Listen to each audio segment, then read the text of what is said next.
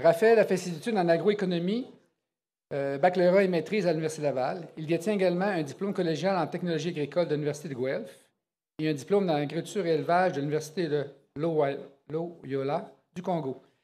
Il cumule plus d'une dizaine d'années de service dans le secteur agricole, entre autres comme enseignant en agriculture au collégial et en analyste en économie agricole et agroalimentaire. Il travaille dans le secteur porcin québécois depuis 2018. Il a rejoint le CDPQ en 2021 à titre de chargé de projet en économie et gestion. Depuis 2023, il est responsable de l'équipe économie et gestion du CDPQ.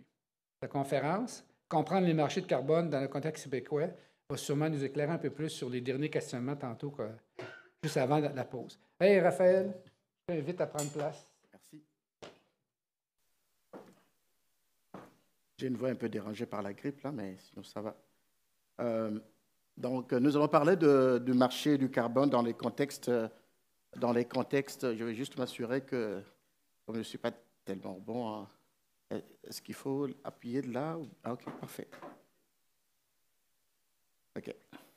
Donc, nous allons parler du marché du carbone dans les contextes québécois. Ici, juste pour préciser que l'objectif, c'est vraiment de situer l'entreprise porcine par rapport aux enjeux qui entourent ce marché-là et par après soulever quelques questions qui touchent l'industrie et pour lesquelles je n'ai pas de réponse, mais au regard un peu de ce qui se débat dans le secteur, mais aussi dans la société concernant donc cet enjeu de ce marché-là.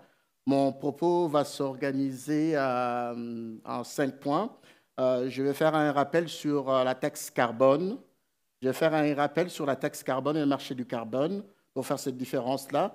Et puis parler du marché du carbone réglementé du Québec, le système de plafonnement et d'échange de droits d'émission.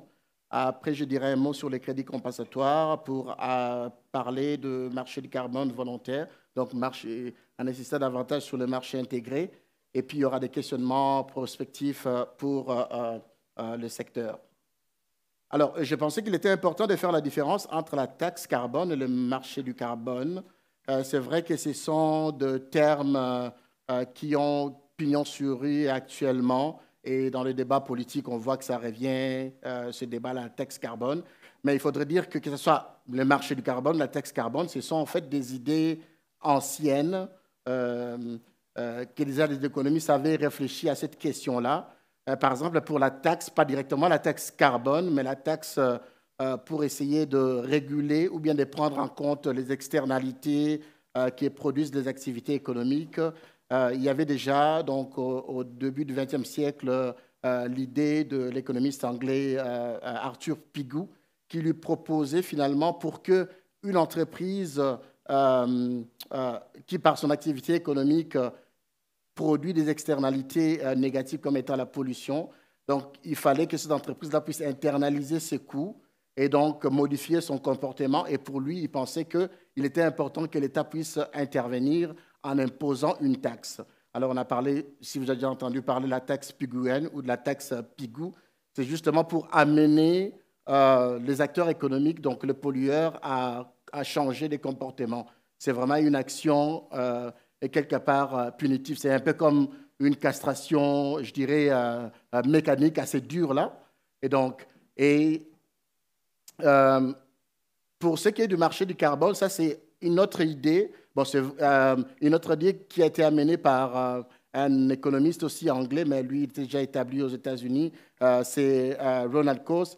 Lui, contrairement à Pigou, il proposait plutôt je dirais comme une sorte d'immunocastration, un peu doux, pour dire, bon, voilà, donc vous allez, au lieu que l'État puisse intervenir dans ce marché-là, pour essayer un peu de brimer, de parler simplement du pollueur, mais il faudrait aussi amener une dimension qui encouragerait d'autres personnes ou d'autres agents du marché, en fait, d'autres acteurs économiques à construire ces biens publics-là et donc de pouvoir les changer. Alors, lui proposait finalement un système où l'État émettrait alors des droits de propriété sur le bien public. Donc, dans notre cas ici, ça serait les droits d'émission de GS.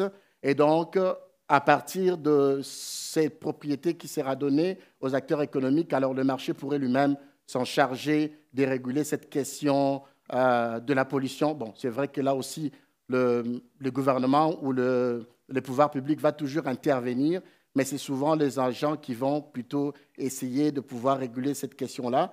Et donc, lui visait davantage qu'on puisse faire un effort pour atteindre un optimum économique. Bon, optimum économique, dire simplement faire en sorte que les émissions, donc les offres des émissions puissent un peu être égales à la demande de ces émissions-là. Et donc, le prix sera le signal finalement qui va permettre une meilleure allocation des ressources. Donc, c'est-à-dire un plus élevé va plutôt pousser des gens à réduire davantage leurs émissions, à produire donc des crédits compensatoires qui vont le changer sur le marché. Et puis, peut-être un prix beaucoup plus bas, peut-être va entêter ceux qui continuent à polluer. Donc, parce qu'ils se disent finalement, au lieu d'intégrer au lieu d'intégrer ces externalités négatives, prendre ces coûts-là, les coûts sociaux, l'intégrer dans le coût de la firme, donc ils continueraient donc à polluer.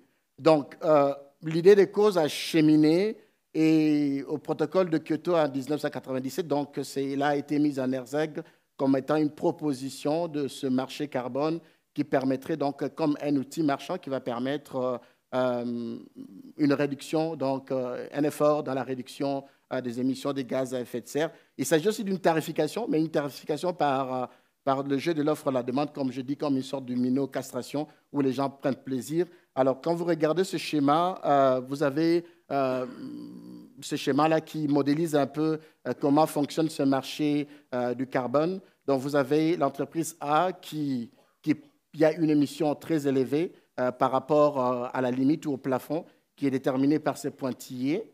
Et donc, l'autre entreprise qui est en vert, c'est une entreprise qui fait un effort pour réduire ses émissions. Et cette entreprise-là va produire alors des crédits compensatoires ou, si vous voulez, des unités d'émission qui vont permettre, va réduire ces unités d'émission qui vont permettre à l'entreprise qui y en a besoin donc, de l'acheter sur ce marché-là. C'est un peu cela de grand principe. C'est ce que le Québec a adopté avec son système de SPED. Donc, au Québec, on retrouve généralement deux types de marchés. Il y a le marché réglementé, donc le système de plafonnement et d'échange des droits d'émission.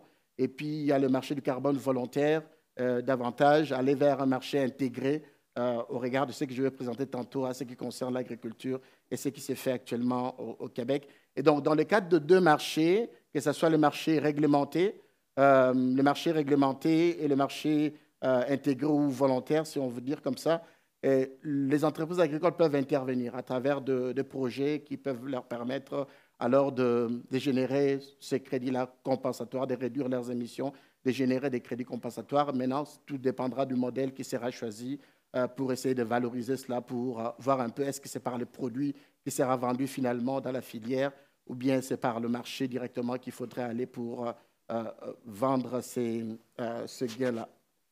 Alors, le SPED au Québec a été, juste un rappel rapide, là, c'est depuis 2013 que ce système de plafonnement d'échange des droits d'émission est en place. En 2014, donc, c'est un marché intégré dans le cadre de Western Climate Initiative avec la Californie. Bon, il y avait aussi des bruits tantôt. Bon, tantôt, je disais, ça fait quelques années, bon, peut-être 2 ans passés, il y avait l'Ontario qui voulait s'embarquer dans ce marché-là, qui s'est retiré. Bon, on parle aussi de l'État de Washington, peut-être qu'il pourrait s'embarquer, mais c'est encore vraiment dans le pourparler. Donc, l'objectif du marché carbone, c'est vrai qu'il est possible d'aller un peu faire de l'argent, mais c'est comme un peu comme la taxe, c'est vraiment de faire en sorte que les acteurs du marché puissent changer leur comportement au final. Et donc, il y a la possibilité donc, aux entreprises agricoles de participer à partir des projets donc, volontaires. Mais disons que dans le cadre de SPED, l'accessibilité au regard des protocoles qui sont en place actuellement, l'accessibilité pour une entreprise porcine, dans notre cas ici, individuelle, d'y accéder est vraiment très réduite. Je vais vous dire pourquoi. Et donc, ici, bon, c'est juste pour reprendre un peu le même fonctionnement du marché du carbone classique qu'on avait vu tantôt. Ici, dans le cadre du SPED au Québec, nous avons ces deux types d'entreprises. Il y a l'émetteur A qui dépasse en fait sa limite d'émission et donc qui aura besoin de passer par le marché pour acheter des droits d'émission. Ces droits d'émission peuvent à la fois provenir du gouvernement qui émet donc ces ces unités d'émission. Ça peut provenir aussi des entreprises qui sont assujetties, dans ce cas-ci, l'entreprise B, qui est assujettie par ce marché-là, mais qui a réduit ses émissions, qui pourrait donc le revendre par ces marchés-là à partir des enchères qui sont organisées par le gouvernement. Mais il y a aussi des entreprises qui ne sont pas assujetties. Donc, dans ce cas-ci, les entreprises agricoles, particulièrement pour nos entreprises porcines, qui vont alors générer des crédits carbone ou des crédits compensatoires avec la possibilité donc d'aller d'étranger sur ce marché-là. Alors, ici, je reprends un peu cette représentation de l'UPS sur la répartition des émissions de gaz à effet de serre en ce qui concerne ici, dans le contexte du Québec. Alors, le marché réglementé du Québec vise davantage les secteurs qui ont une plus grande émission, et particulièrement les secteurs du transport et les secteurs de l'industrie. Et donc, comme vous voyez, il y a aussi une partie du secteur de l'électricité, mais comme vous voyez, donc, après ces deux secteurs-là, il y a l'agriculture qui s'en vient après. Les secteurs qui sont visés par le SPED représentent 81% des émissions de GS au Québec.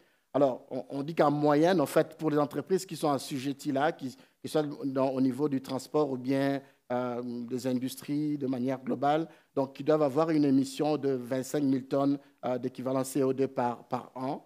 Mais il y a aussi la possibilité, par exemple, pour les entreprises qui ont des émissions plus faibles que 25 000 tonnes par an, par exemple 10 000, ils ont la possibilité aussi de s'inscrire dans ce marché-là et donc participer soit par la réduction de leurs émissions ou bien s'ils veulent s'améliorer davantage, aller donc acheter de manière volontaire les crédits compensatoires donc permettent de continuer leurs activités. Alors ici, à titre indicatif, je vous présente ce tableau-là de l'évolution de prix. Ça, c'est le prix minimum, en fait, qui est présenté, qui ouvre les enchères. Et par exemple, dernièrement, les enchères pour 2024, les dernières enchères organisées au mois d'août, je pense que le prix final a tourné autour de 45 ou 43 $. Donc, on s'attend à ce qu'à 2030, on puisse partir d'un prix minimum de 45 $. Et donc, il y a 4 enchères qui sont organisées par année. Et je voulais juste montrer comment est-ce que ce marché de SPED évolue aussi, évolue vraiment avec ce système de l'offre à la demande. On voit par exemple au niveau de on voit par exemple pour ce qui est, on voit par exemple ici, il y avait une liquidation importante de ces droits d'émission. Et donc, quand l'offre est importante, on voit que le prix évolue. Donc, on a quand même un prix qui évolue, qui est plus ou moins stable, mais il y a quand même certains aléas qui viennent en fait perturber le marché. Mais pour certaines personnes, disons, certains intervenants du secteur, ils pensent que le prix déjà en 2024 de 30 $ est insuffisant. Il faudrait donc l'augmenter. Et déjà que le gouvernement québécois a mis en place un comité consultatif là, qui travaille sur cette question-là. J'ai essayé un peu pas comme Patrick Brassard, y aller de manière rigoureuse, essayer un peu de regarder par rapport au marché parce que les secteurs qui sont assujettis, les entreprises doivent avoir des émissions de 25 000 tonnes, 25 000 tonnes d'équivalent CO2. Alors, j'ai essayé un peu de regarder sur le site des éleveurs, partant un peu des études qui ont été réalisées en 2009, où donc, ça prend environ 4 kg d'équivalent CO2 par kilo de porc carcasse. Alors, je me dis, bon, de manière un peu à titre indicatif, il ne faudrait pas le prendre de manière robuste. Alors, à titre indicatif, donc, si je prends ces mêmes principes-là, 2019, on l'applique alors à une ferme type naisseur-finisseur qui produit environ 9 400 porcs et le porc carcasse 213 carcasses par porc. Et puis, donc, on arriverait donc pour une entreprise naisseur-finisseur du modèle ASRA qui produirait donc environ 1500 tonnes d'équivalent CO2 par année. Bon, j'ai vu que pour Patrick, peut-être c'est beaucoup plus robuste avec sa ferme type, c'est 1068 ou 1058 par là. Mais ça, c'est vraiment à titre indicatif pour dire qu'une entreprise individuelle porcine, elle est loin de ces 25 000, moins encore de ces 10 000 volontaires pour aller sur le marché SPED. Donc, ça signifie qu'il faudrait peut-être trouver un autre mécanisme qui permettrait à la fois de pouvoir, à ces entreprises-là, de manière individuelle, de réduire leurs émissions. Et bon, je laisse passer pour les opérations sur le site d'élevage parce que j'ai vu que plusieurs présentations ont déjà ont déjà parlé de cette présentation-là, de ces cas-là. Mais c'est juste pour dire qu'une entreprise typique un peu du modèle Astra, donc sa quantité des émissions par an est très éloignée de ce marché-là. Et donc, pour entrer dans ce marché, je dirais classique ou SPED du Québec, donc il y a quand même des coûts, il faut s'enregistrer, il y a tout un mécanisme qui est là. Et je sais que davantage des producteurs n'aiment pas, je crois qu'ils vont me confirmer, les producteurs n'aiment pas assez de paperasse. Donc, c'est peut-être trouver un autre mécanisme qui pourrait permettre à la fois au secteur, aux entreprises de réduire leurs émissions de GS. Alors, ici, cette présentation-là, regardez davantage la partie des crédits compensatoires parce que c'est de ça qu'il s'agit. En fait, il y a deux types de crédits compensatoires qu'on peut retrouver dans le marché SPED. Il y a des crédits compensatoires qui proviennent des entreprises qui sont déjà assujetties. Donc, on parle de crédit compensatoire qui est réglementé par là. Il y a aussi des crédits compensatoires un peu volontaires qui sont créés par des entreprises qui ne sont pas assujetties. Là, ça concernerait davantage les entreprises porcines ou bien les entreprises agricoles en général. Et dans la manière de présenter ces crédits, d'obtenir ces crédits compensatoires, donc il y a la possibilité qu'on puisse alors, dans le protocole qui est retenu, il y a possibilité d'aller, par exemple, confirmer ces crédits qui a été réduit, des crédits compensatoires. Donc, pour délivrer les certificats pour ces crédits-là, d'y aller de manière ex post. Ça signifie que l'entreprise a mis en place des projets et une fois que c'est constaté, alors, au niveau du marché, on va lui émettre donc, un certificat pour ces crédits. Alors, il pourra les échanger au niveau du marché. Mais il y a aussi la façon de faire ex ante qui n'est pas vraiment encouragée actuellement dans le protocole de ce marché SPED de Québec. Ça pourrait alors aller peut-être dans le cadre de marchés volontaires ou de marchés intégrés. Alors, on a la possibilité là, soit de vendre ces crédits compensatoires sur le marché SPED ou bien de le valoriser au sein de la filière, comme le fait par exemple le GIEC dont je vais parler tantôt. Alors, donc, pour arriver donc à cette décarbonation, et la carboneutralité ou cette carboneutralité, n'oubliez pas que ce soit la taxe carbone ou le marché du carbone. Oui, c'est vrai, il y a la possibilité d'aller faire de l'argent, mais l'objectif du gouvernement en mettant en place ce mécanisme, c'est vraiment nous amener à changer de comportement. Bon, c'est vrai, vous savez, chaque fois qu'il y a des politiques publiques qui sont mises en place, l'être humain, bon, je dirais peut-être a une intelligence illimitée. Il y a toujours possibilité de pouvoir un peu s'échapper des possibilités de mécanismes qui sont mis en place. C'est vrai qu'on est intéressé par faire de l'argent en ce qui concerne ce marché du carbone, mais l'objectif, c'est vraiment de nous amener, de prendre des actions pour qu'au niveau, ce qui nous concerne, les entreprises porcines, la production porcine, de changer, de diminuer nos émissions. Alors, tantôt, il y avait déjà un échange ici qui concernait un peu les protocoles qui sont retenus actuellement en ce qui concerne le marché SPED au Québec. J'étais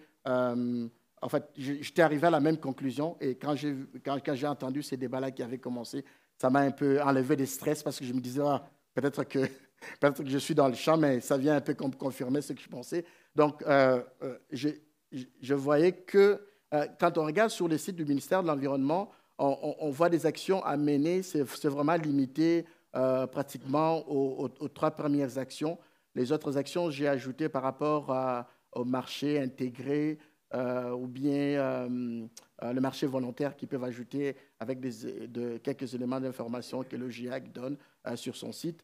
Mais on voit clairement que tout ce que nous avons parlé ce matin, même aussi l'après-midi, il y a possibilité que les secteurs puissent nourrir les ministères ou bien nourrir ces marchés-là en essayant d'être proactif.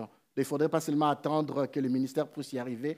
Moi, je pense qu'il est important que les secteurs, avec tout ce qu'il y a comme possibilité, comme potentiel, d'influencer, de faire en sorte qu'on arrive finalement à adopter ces différents protocoles à partir de travaux qui ont été présentés ici par différents chercheurs. Alors, quels que soient les projets qui vont être mis en place dans le cadre de ce marché réglementé, il y a comme 5 étapes à suivre. Ici, je donne l'exemple de destruction de méthane par les recouvrements d'une fosse à lisier. Donc, il faut inscrire le projet. C'est vraiment très réglementé et très rigide. Et donc, la deuxième étape, ça serait donc la mise en œuvre et l'opération de surveillance de ces projets-là. La troisième étape, ça sera la quantification des réductions. Et par après, il y aura une vérification par un organisme accrédité pour vérifier si vraiment, effectivement, il y a eu ces changements, ces réductions des émissions des gaz à effet de serre. Et puis, après, on aura donc une demande de délivrance de crédits compensatoires. Là, quand on est dans des cadres de marché du carbone réglementé au Québec, je sais que pour les entreprises, des fois, c'est très exigeant à ce niveau-là pour y parvenir à aboutir à toutes ces étapes-là. Et d'ailleurs, je regardais un peu les projets qui sont mis en place en ce qui concerne les crédits compensatoires. On regarde dans ces projets-là, en tout cas, je voyais une trentaine, une cinquantaine par là, mais il n'y avait pas de projet agricole directement. Je ne sais pas, peut-être c'est pour dire que il est difficile pour les entreprises agricoles donc, de mettre en place ce genre de projet et dans le but donc de transiger sur ce marché-là, SPED, marché réglementé du Québec. Alors, donc, nous avons, à part le marché réglementé, il y a le marché volontaire, ou dans ce marché volontaire, il y a une variante de ce qu'on appelle le marché intégré. Donc, le marché volontaire, c'est un peu comme des communautés d'acteurs économiques qui se décident un peu de mener des actions qui vont faire en sorte qu'ils réduisent leurs émissions. Et donc, ces actions-là, une fois qu'ils ont réduit leurs émissions, ils peuvent les certifier et donc utiliser soit ces émissions-là qui ont été réduites, les transformer en forme de crédit compensatoire et les vendre sur un marché. Mais il y a aussi la possibilité donc de valoriser cette réduction-là des émissions de GS au sein de la filière. Donc, ça, c'est dans le cadre de ce qu'on appelle le marché intégré. Et donc, je vois, il y a des représentants de Logiag ici. Ce n'est pas pour faire la publicité de Logiag, mais c'est pour dire un exemple qui a marché jusqu'à présent dans le secteur agricole. Et c'est vrai que c'est appliqué dans le secteur du lait. C'est vraiment faire un effort donc, dans cette communauté-là des entreprises, faire un effort au niveau de la ferme de réduire le GS. Et une fois que ces produits-là, par exemple, si c'est le porc, donc on arrive à un porc qui est produit avec une réduction importante de GS ou bien un porc carboneutre, alors ce porc-là sera transformé, les transformateurs aussi feront cet effort-là, donc il y aura une différenciation de ces produits-là, donc ce qui permet à la fois aux entreprises d'atteindre leurs objectifs de réduction d'émissions, mais aussi de permettre aux transformateurs de pouvoir y aller. Et donc l'exemple pour le GIAG, c'est avec l'entreprise General Mills qui a une usine de fabrication de yogourt ici au Québec, donc Yogourt La Liberté. Donc, c'est une valorisation dans la filière dans ce sens où l'objectif, c'est vraiment de réduire des émissions de GS au sein d'une chaîne de valeur. C'est le transformateur qui va financer ces actions ou bien donc, de projets de réduction des GS au niveau de la ferme. Donc, à la fois, ça serait alors gagnant-gagnant à la fois pour les transformateurs et pour les différents maillons en fait, de cette chaîne de valeur-là.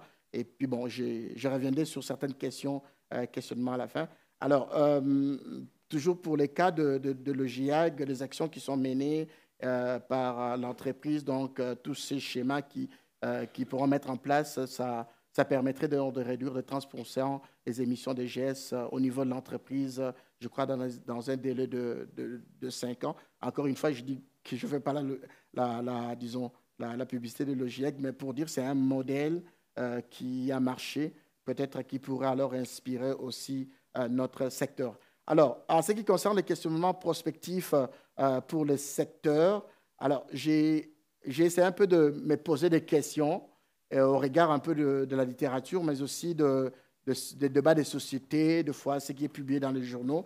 Je me pose la question, peut-on ajouter dans nos créneaux des ports de spécialité, des ports carboneutres? Parce que vous vous souvenez, dans le débat, par exemple, sur la SRA, c'est vrai qu'on ne parle pas de la SRA, c'est un sujet sensible. Alors, dans le débat sur la SRA, et quand on critique la SRA, on attaque les producteurs porcins du Québec. On dit, bon, voilà, les producteurs porcins du Québec n'arrivent pas à lire les signaux du marché. Alors, je me demande, est-ce qu'il y a des signaux du marché qui pousseraient alors certains producteurs, qui amèneraient certains producteurs à se lancer pour ce genre de production-là?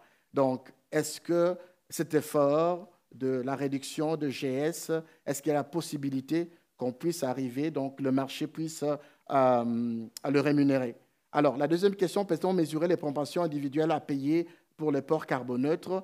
Là, je m'inspire un peu de ce que le secteur de œufs avait fait, la production d'œufs de consommation, quand ils avaient produit, quand ils voulaient mettre commercialiser les œufs oméga 3, mais aussi les œufs de poules en liberté.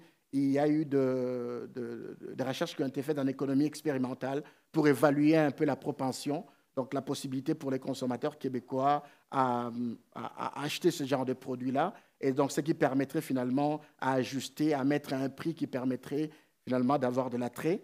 Et donc, je vois que l'UMEL est ici. Donc, je me posais aussi la question, y aurait-il maintenant ou à l'avenir de marchés d'exportation qui paieront pour les ports carboneutres? Est-ce qu'il y a ce signal-là? Est-ce que, s'il y a ce signal, est-ce que les transformateurs donnent ce signal aux producteurs? Est-ce qu'il y a possibilité donc d'avoir au niveau de la filière cette possibilité-là de pouvoir développer ces produits? Je me dis, en tout cas ici, j'essaie un peu comme de me mouiller un peu davantage. Je me dis, actuellement, il y a la possibilité d'avoir ce marché volontaire ou le marché intégré. Mais il faudrait se dire que si vous regardez, donc là, regardez les différentes, les niveaux des émissions de GS, si on enlève les deux premiers pollueurs, donc le troisième, c'est l'agriculture. Alors je me dis probablement qu'avec l'évolution des politiques agricoles, on arriverait à imposer les bilans carbone et donc à l'intégrer dans les critères d'éco-conditionnalité pour des programmes assurantiels et d'aides financières gouvernementaux. Donc, comme on le fait déjà avec la financière agricole pour l'ASRA et d'autres programmes assurantiels. Donc, il faudrait alors que le secteur puisse y réfléchir et d'être proactif. Et ici, je rappelle encore cette citation de M. Dufresne lors de Port Chaud 2023, qui disait qu'actuellement au Québec, le bilan carbone par bâtiment est volontaire, mais il pourrait éventuellement devenir obligatoire pour les grandes entreprises, puis pour les petites par la suite. Alors, un autre questionnement concerne le financement de la réduction des GS à la ferme. Comment est-ce qu'il faudra le financer? Là, je vous ai présenté le modèle de l'OGIEC dans valorisation à l'intérieur de la filière, mais il y a aussi d'autres personnes dans la société québécoise qui avancent des idées selon lesquelles on devait alors taxer la viande de manière à ce qu'on prenne cet argent on utilisera alors pour financer les entreprises agricoles pour qu'ils puissent parvenir à réduire leurs émissions. Mais je me dis aussi qu'il est très important, bien que le producteur n'aime pas de la paperasse, mais il est important de s'intéresser au programme qui permet de déposer des projets qui visent la réduction des GS. Par exemple, les rétributions des pratiques agro-environnementales qui ont été mises en place en 2022. En 2024, ça continue. Donc, le gouvernement a la possibilité, disons, les ambitions de pouvoir augmenter encore de fonds pour ce genre d'actions. Et donc, j'ai regardé alors, pour ce qui est de ces programmes-là, en mars 2022, on avait donc 27% de demandes admissibles qui auraient reçu la somme maximale de 50 000 $. Donc, la moyenne, c'était 28 000. Et c'est quand même de bonnes sommes qui peuvent permettre alors à une entreprise de commencer déjà à mener ces actions-là. Donc, les régions où il y avait beaucoup plus de demandes, c'est la Montérégie, centre du Québec, Chaudière-Appalaches. J'ai cherché pour voir un peu par production où se situerait la production porcine, mais je n'ai pas obtenu d'informations là-dessus. Mais en 2024, pour montrer que la politique agricole évolue finalement, le même programme a été resserré davantage pour avoir accès à d'autres fonds qui émaneraient du fédéral. Donc, il serait important que l'entreprise puisse avoir un plan d'accompagnement agro-environnemental et puis donc déposer aussi son plan agro-environnemental de fertilisation. Et je reprends ici aussi la citation de professeur Alain Webster, qui est le président du comité consultatif sur les changements climatiques du gouvernement du Québec. Donc, c'est ce comité-là qui va aussi réfléchir sur qui va essayer de revamper ces marchés. Alors, quelques mots m'ont tiqué quand il dit que la transition ne se fera pas seulement avec une tarification carbone, elle est en interaction avec l'ensemble des leviers dont dispose l'État québécois.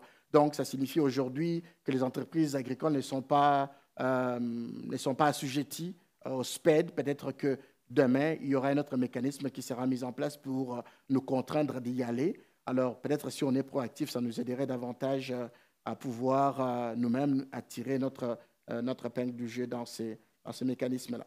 Alors, partant encore de ce graphique-là tiré de la page web des éleveurs, je me pose la question, est-ce qu'il y aurait une possibilité, une synergie, parce qu'on voit là clairement qu'une partie des émissions donc, provient de la production, de la transformation des grains. Est-ce qu'il y a possibilité qu'il y ait une synergie si, par exemple, on se dit, nous allons aller vers une valorisation de la filière, est-ce qu'on pourrait alors associer le secteur de la transformation, la production des grains, pour nous permettre alors d'atteindre ces objectifs-là de manière assez significative? Alors, pour ne pas conclure, parce qu'il y a Christian Grenet qui va venir après moi, mais parce que aussi le débat va continuer après. Alors, je me dis actuellement, le marché du carbone du Québec ne cible pas les entreprises agricoles. Et bon, c'est un peu comme une sorte de sursis à la trompe. On se dit, bon, voilà, je vous donnerai des tarifs au mois de mars. Bon, on se calme un peu, mais ça viendra qu'il y aurait peut-être des changements. Donc, la quantité d'émissions de GS, parce que la quantité d'émissions, comme j'ai montré à titre indicatif, que la quantité d'émissions pour une entreprise porcine prise individuellement est très éloignée de la limite là, de 25 000 tonnes d'équivalent carbone. Donc, actuellement, l'accessibilité pour une entreprise individuelle est aussi très réduite. Donc, c'est contraignant. Donc, il va falloir à ce niveau-là faire en sorte que les recherches qui sont faites dans le cadre de protocoles, de mettre en place de nouveaux protocoles qui vont permettre finalement de bénéficier aux entreprises et donc de faire la différenciation au niveau des produits aussi. Donc, il y a possibilité alors de valoriser le crédit carbone dans la filière. Donc, cette possibilité de valoriser l'émission des émissions par un marché intégré, donc valorisation de la filière, peut être une avenue intéressante pour le secteur porcin. Donc, le secteur porcin doit être proactif en ce qui a trait aux retombées du marché. Pour la viande et les produits carboneutres, la question du signal. Est-ce qu'on capte du signal? Est-ce que ce signal-là est bien convoyé de la part des transformateurs et puis au niveau vers les producteurs? Il y a les politiques environnementales qui évoluent. Donc, j'ai parlé tantôt d'éco-conditionnalité. Donc, il viendra un certain moment quand on aura fini avec le gros pollueur. Les prochains gros pollueurs, ça sera l'agriculture. Donc, finalement, on intégrera aussi l'agriculture. Alors, le bilan carbone au niveau de l'entreprise, donc ça va aussi avec l'éco-conditionnalité. Mais un message encore beaucoup plus important. Donc, moi, je pense qu'on est rendu à une époque ou à une période où il devient important pour chaque entreprise un point de départ de connaître son bilan carbone, donc de faire son inventaire de GS. Et donc, ce qui va permettre finalement à l'entreprise d'avoir un positionnement stratégique. Donc, de mettre en place soit des contrôles de ses émissions ou d'exploiter son potentiel ou bien d'utiliser stratégiquement les différents mécanismes qui sont mis en place pour rémunérer ces efforts-là. Donc, au travers de toutes les questions que je me suis posées, je n'ai pas de réponse, mais voilà un peu ce que je pensais vous présenter à ce qui concerne le marché du Québec dans les contextes du Québec et dans notre contexte de la production porcine. Merci de votre attention. Merci aux collaborateurs et à tout le monde. Merci.